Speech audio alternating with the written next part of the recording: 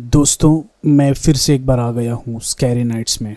तो दोस्तों, पिछले कहानी में हमने सुना कि कैसे वो 5 लोग जो लोग मोहना गांव में गए हुए थे, किस तरह से वो लोग खूनी किताब में समा जाते हैं।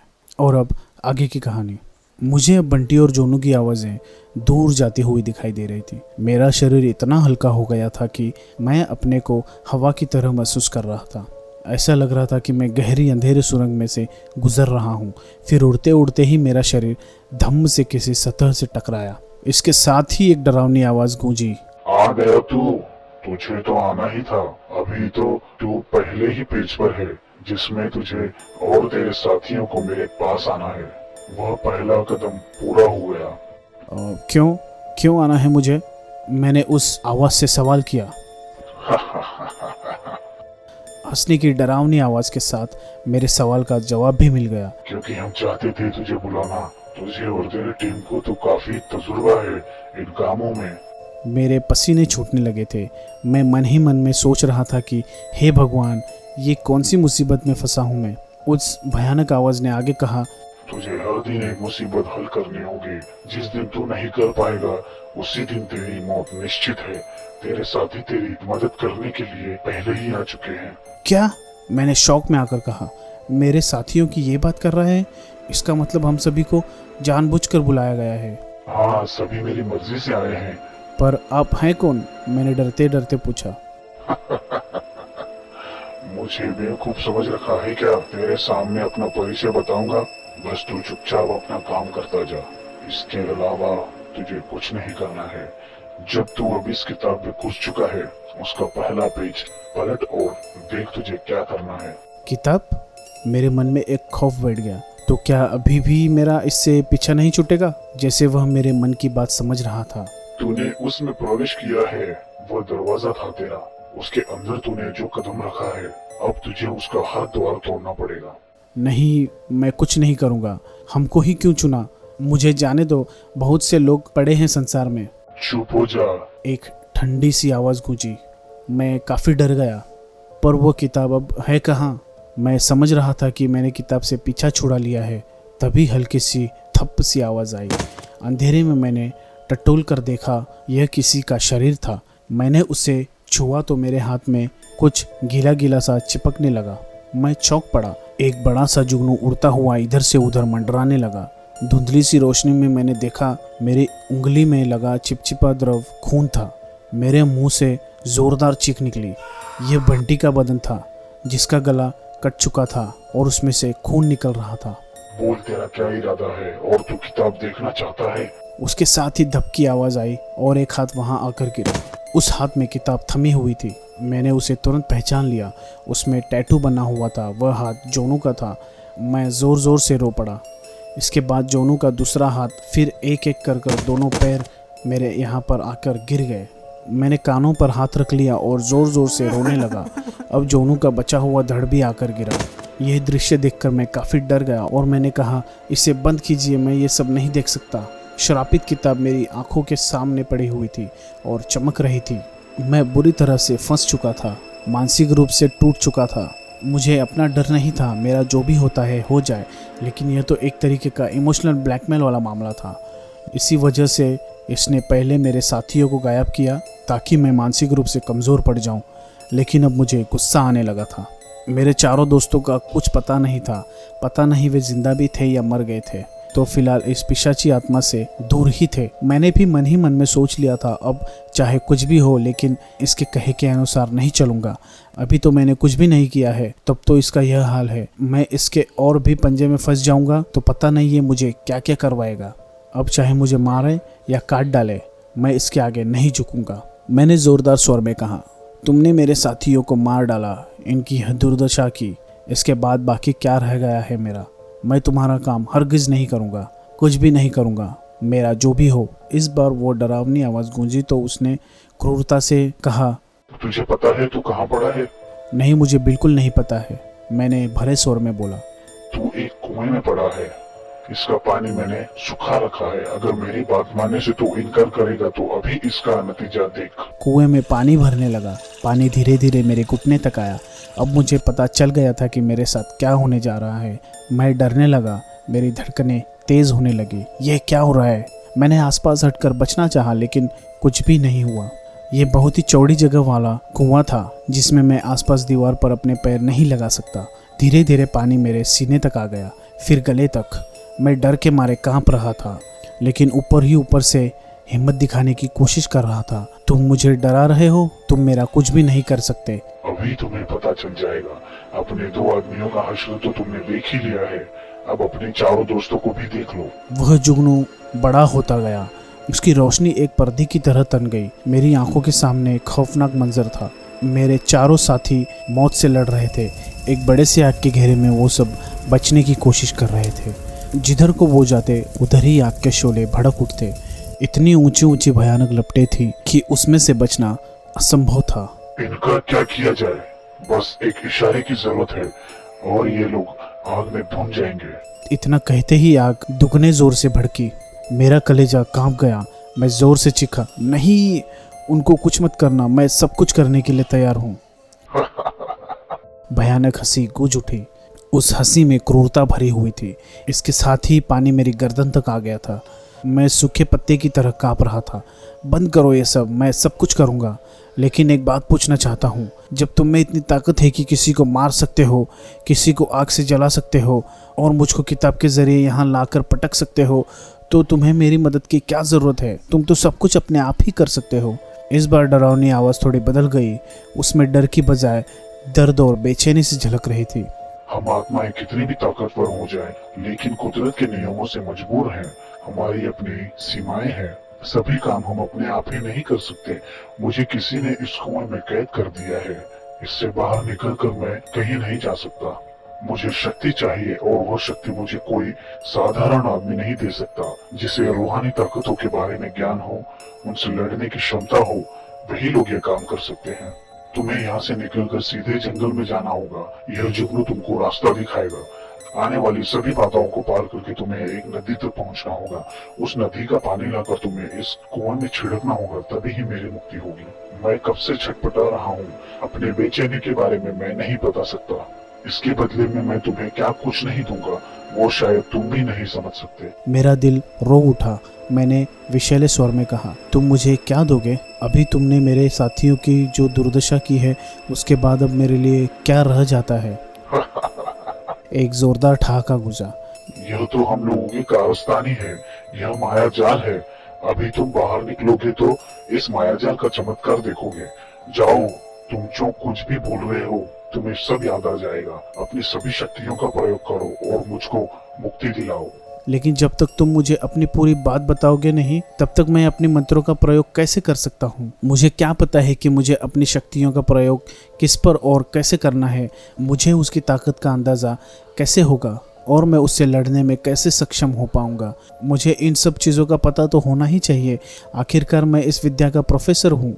मैंने अपनी बात रखी तो उसकी समझ में आई। उसने अपने बारे में बताना शुरू किया। मैं अपना नाम नहीं बताऊंगा, लेकिन इतना बता सकता हूँ कि मैं तुमको जानता हूँ। मेरी मौत हो चुकी है और मेरी आत्मा को एक तांत्रिक ने यहाँ कैद कर रखा है। उसी ने इस किताब को श्रापित करके बंद करके रखा है और उसने हमारे जैसे कई लोगों की आत्माओं को कैद करके रखा है। तुम्हें हम सबको धीरे धीरे करके मुक्त करना है। समझ लो, इसके बाद हम कौन है, क्या है, यह सारे राज तुमको पता चल जाएंगे। वह इतना शक्तिशाली और दुष्ट है कि उसने पूरे संसार में अपना जाल बिछा रखा है। वो सभी आत्माओं की शक्ति को खींचकर अपनी शक्ति में मिलाकर एक महाशक्ति बनना चाहता है। एक ऐसा महातांत्रिक बनना चाहता है जो अपने इशारे पर कुछ भी कर सकता है। इसके लिए वो अमावस्या को अनुष्ठान करता है। यानी यह मामला बहुत पेचीदा था, क्योंकि हम लोग तो छोटी मोटी आत्माओं से ही संपर्क करते थे, लेकिन यहाँ तो आत्माएं भी किसी बड़े तांत्रिक की कैद में थीं और वे अपने अस्तित्व को बचाने के लिए फड़फड़ा रही थी। उसने इन आत्माओं को अपनी किताब में बंद कर रखा था और मुझे उसको तोड़ना था और धीरे धीरे उनको मुक्त करवाना था। ये काम आसान नहीं था, इसमें पूरी जान का जोखिम था। क्या सोच रहे हो? अगर मुझे मुक्ति मिली तो मैं कदम कदम पर तुम्हारी मदद करूंगा। उसने मुझे फुसलाने के लिए एक जाल फेंका। मैं जिंदा भी रहूंगा या नहीं, या फिर या तुम्हारी मदद भी कर पाऊंगा, ये तो मुझे नहीं पता। फिर तुम्हारी मदद की बात ही कहाँ से आती है? जाओ, याद रहे, अगर इस काम में तुम नाकाम हुए तो फिर तुम्हारी और तुम्हारे साथियों की मौत निश्चित है। आश्चर्यजनक रूप से कुएं का पानी सूख गया। जुगनू की रोशनी चमकदार हो गई। मैंने आंखें मलते हुए देखा कि कुएं में न तो जोनू की कटी हुई लाश पड़ी थी और न ही बंटी की। मैं आश्चर्य से उछल पड़ा। वे दोनों लाशें कहाँ गई आखिर? कुएं तक एक सीढ़ी बन गई। मैं उन पर चढ़ता हुआ कुएं से बाहर निकल गया। जुगनू रास्ता दिखा रहा था। यह मैं क्या देख रहा था? ये तो दुनिया का 8वां अजूबा था। मेरे दाएं और बाएं बंटी और जोनू खड़े थे। मैं तो खुशी से उनके गले में लिपट गया। जोनू, तुम ठीक हो ना? मैं जोनू के हाथ पैर पकड़कर और उसकी गर्दन को देखने लगा। मुझे विश्वास ही नहीं हो रहा था। मैं तसल्ली कर रहा था।